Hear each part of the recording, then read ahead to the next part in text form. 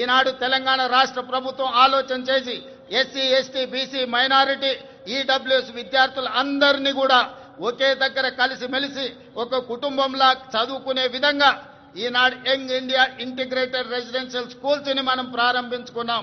ప్రతి నియోజకవర్గానికి ఒక young India integrated residential school ని 25 ఎకరాలలో దాదాపుగా 200 కోట్ల రూపాయలతో నిర్మించాలని 20,000 కోట్ల రూపాయలను ఈనాడు విద్య మీద వాటికి అవసరమైన మౌలిక వసతులను ఏర్పాటు చేయడానికి ఖర్చు పెట్టాలని ఈ ప్రభుత్వం ముందుకొచ్చి ఈరోజు ఈ కార్యక్రమాలను చేపట్టింది.